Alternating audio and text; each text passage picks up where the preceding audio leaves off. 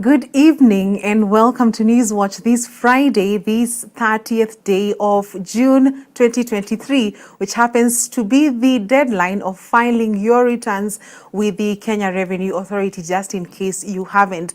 At the same time, Kenyans will have to dig deeper at the pump following April revised changes in fuel prices due to an increase in VAT from 8% to 16%. The maximum allowed petrol pump prices per litre in Nairobi will increase by 13.49 shillings for super petrol, 12.39 shillings for diesel, and 11.96 shillings for kerosene. The price of petrol will now be 195.53 shillings, diesel 179.67, and kerosene at 173.44 shillings. This is expected to have an impact in the overall cost of living. However, whether the fuel increase will be implemented remains to be seen following a High Court ruling this evening. Let's get more on the day's news. I'm Tess Njenga and our sign language interpreter is Boniface Muredi. The High Court has issued conservatory orders temporarily suspending implementation of the Finance Act 2023. This follows a petition filed by Busia Senator Okia Omtata against the National Treasury, raising a number of issues including the implementation of the housing levy, the standard rating of VAT on fuel from 8% to 16%. Lady Justice Mugure Dhande has ruled that the matter will be heard on the 5th of July 2023 before the government begins implementing the raft of revenue-raising measures that were set to take effect on the 1st of July.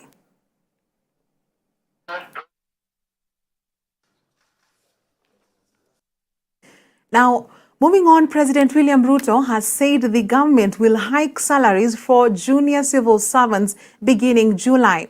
He noted that the government has approved recommendations by the Salaries and Remuneration Commission to increase the salaries of those serving below principal secretaries by up to 10%. In a move to help junior civil servants cope with the tough economic times, President William Ruto has revealed that they will receive a higher salary starting July. However, senior officials will have to wait as the SRC come up with a formula that will reduce the gap between the highest and the lowest paid civil servants. Because of the economic times we live in, we have approved that salaries of other civil servants can be adjusted beginning tomorrow. So our teachers, our policemen, our people serving in the military space, people working in government offices, we have agreed that because of where we are today, your salaries will be adjusted by between 7 and 10% from tomorrow. During the unveiling of digital government services dubbed Gavam Kononi at the Kenya International Convention Center in Nairobi, President Ruto said Kenyans can now access over 5,000 government services online. The president said the digitization of government services will enhance efficiency and inclusivity in service delivery, adding that the system eliminates inefficiency, corruption, waste, and discrimination that is inherent in human interactions. I am very happy that today, 5,084 services have been digitized, completed, and are now available, and another 3,500 are digitized halfway. And my instructions going forward from here to both the Directorate of Citizen Service and the ICT departments is to ensure that all government services must be digitized by December this year. I mean all government services.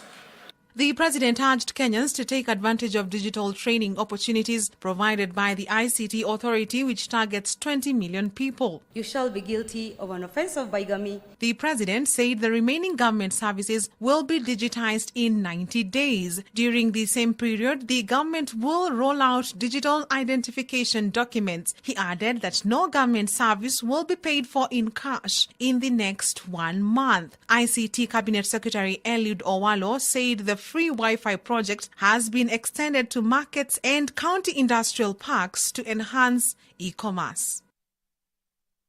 Meanwhile, President William Ruto has signed into law the County Allocation Revenue Bill 2023 and the Equalization Fund Appropriation Bill 2023. The two bills will enable the 47 devolved units to access funds in the new financial year that begins tomorrow. The County Allocation Revenue Act allocates counties 385.4 billion shillings shareable revenue, whereas the Equalization Fund Act appropriates 10.3 billion shillings for basic services such as water, roads, electricity, and health to marginalized areas in the country.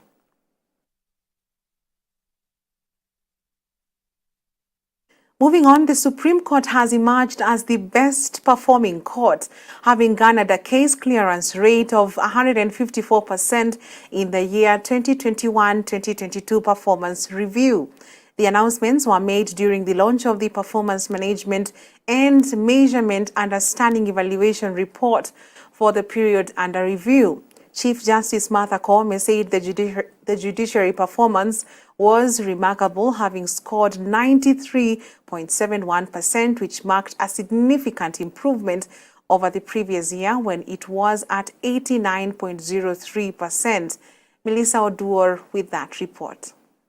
Tribunal had commendable progress in the reduction of case backlogs was the hallmark of the 2021-2022 Performance Management and Measurement Understanding Evaluation Report of the Judiciary. The chairperson of the Administration of Justice and Performance Management Committee, Agnes Murgor, presented the report for the 2021-2022 year, highlighting the responsibility for overseeing access to justice and institutionalizing performance management within the judiciary. Under the performance management regime, the judiciary aims to enhance efficiency and effectiveness in its operations, as well as streamline its processes towards expeditious delivery of justice and service delivery. It also looks towards tracking progress on areas of focus and key priority, providing a platform for obtaining feedback and impetus for judicial improvement, promoting efficiency and effectiveness of the judiciary's processes and systems, linking overall planning. It is imperative that we not only focus on the continued improvement of ourselves, but our court unit, but also we must also actively endeavor to contribute to the improvement of the whole. I urge that we endeavor to always do the right thing. As the judiciary emphasizes on the finalization of cases that have been in the court system for more than 3 years. And I'm glad to note that during the period, the cases that are older than 3 years were reduced by 11%, marking a reduction of these cases from 150,897 to 133,775. Similarly, cases older than 1 year were reduced by 7% from 375,000 to 336,000. In the report, the Supreme Court emerged as the best performing court, having garnered a case clearance rate of 154% during the period under review. The Court of Appeal followed as the overall best performing, scoring 100%.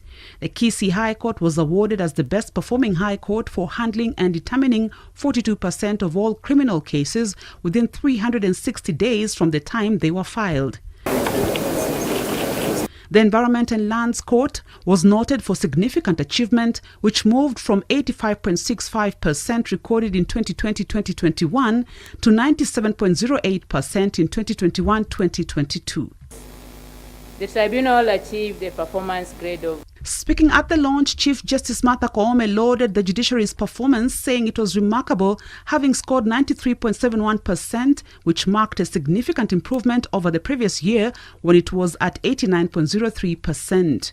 High Court Principal Judge Justice Eric Ogola, on his part, expressed the need for continuous access to justice by increasing the number of courts and improving customer care services. Deputy Chief Registrar of the Judiciary Paul Ndemo said the report enables the tracking of work performances and urged the National Assembly to allocate a higher budget to the judiciary, emphasizing the need to improve court services and enhance access to justice. For Hope TV Newswatch, I'm Melissa Odor. Well, on that commendable note, let us take our very first break on Newswatch tonight. We'll be back with much more.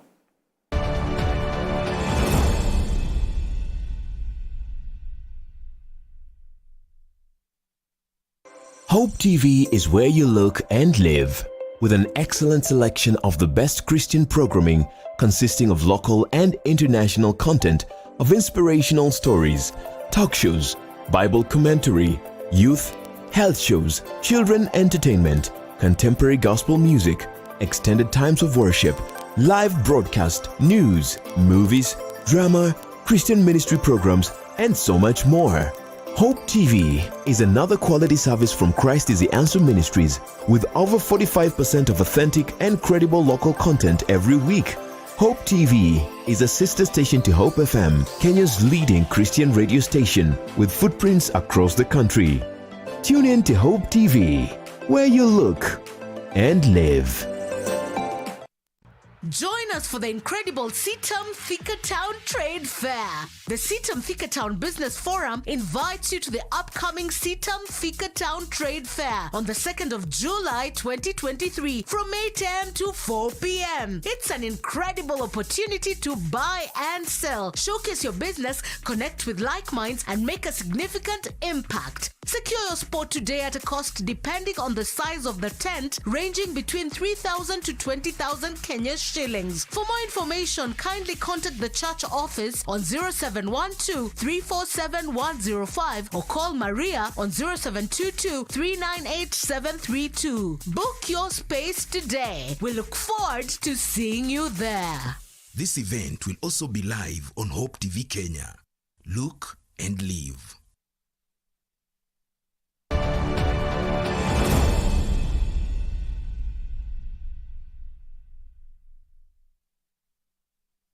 Welcome back. Pupils from schools in rural Kenya have emerged top in the second edition of the Pwani Oil Sawa Essay National Writing Competition, where 7,361 schools across 42 counties participated. The competition was conducted in partnership with the Kenya Primary Schools Head Teachers Association. It is in line with Pwani Oil's mission to refine the lives of communities around them by sharpening creative writing and thinking skills among pupils. The 5 were fitted during the Sawa Essay Award ceremony held in Pwani Oil's Kikambala plant, Mombasa County. They each received a 3-day fully paid trip to Mombasa, including a first-hand experience of Pwani's Oil Kikambala plant.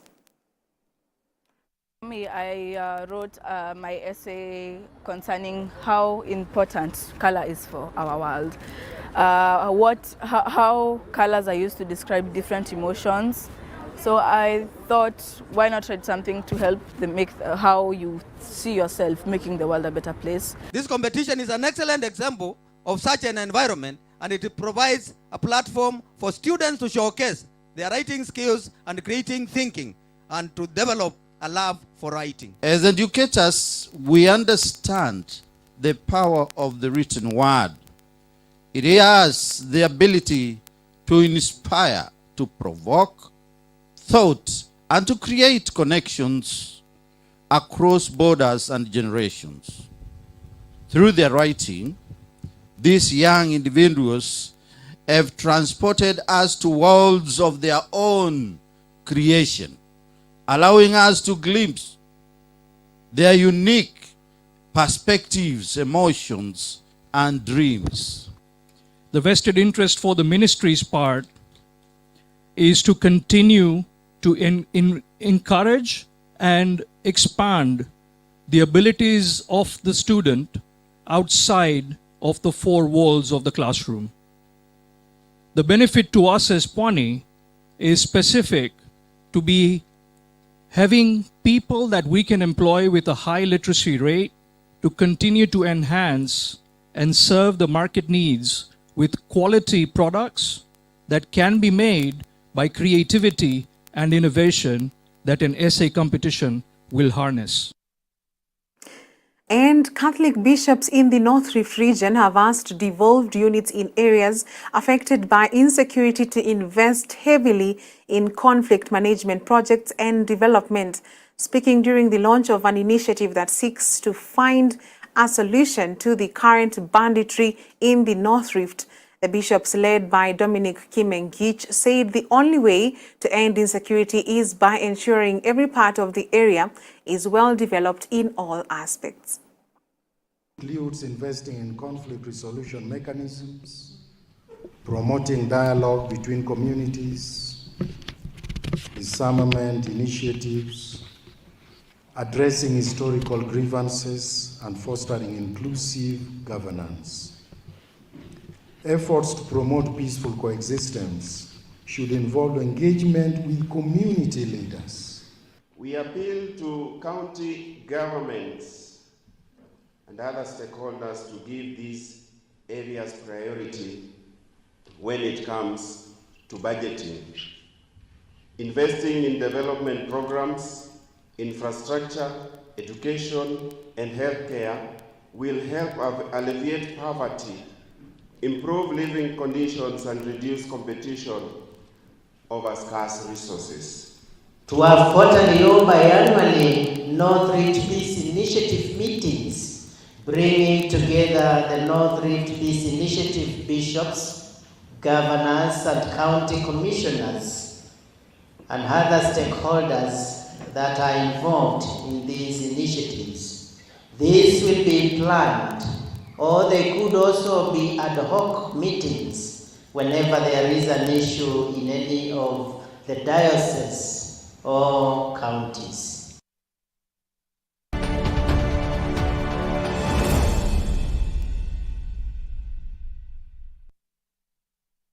And now in sports, the 2023 World Rally Championship held in Naivasha this month presented an opportunity to showcase that thrilling events can embrace environmental responsibility. In the fast-paced world of motorsport, where excitement, speed, and adrenaline reign supreme, KCB Bank, who were the main sponsors of the event, took center stage to lead the charge towards a greener future.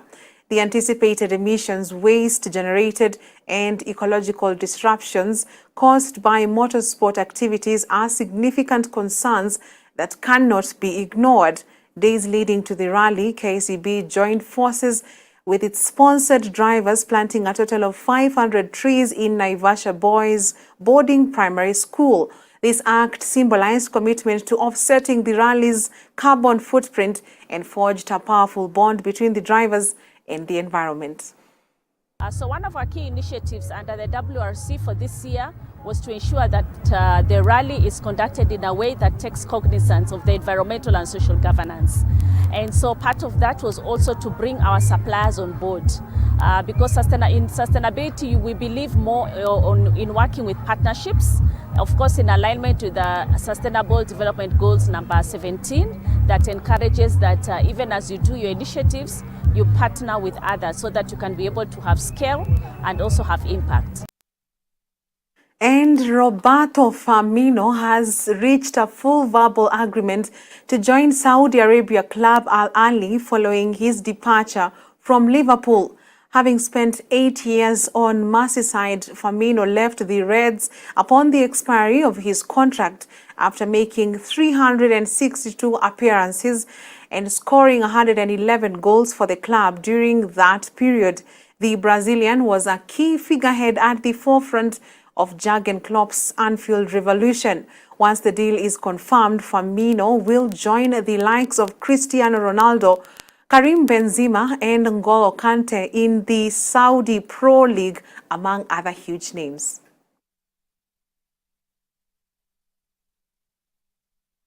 Well, we have come to the end of Newswatch on this very last day of June 2023. On behalf of the team, thank you for watching. I'm Tess Jenga and our sign language interpreter is Boniface Mureithi. Friday Frenzy is coming up next, so tune in and have a good night.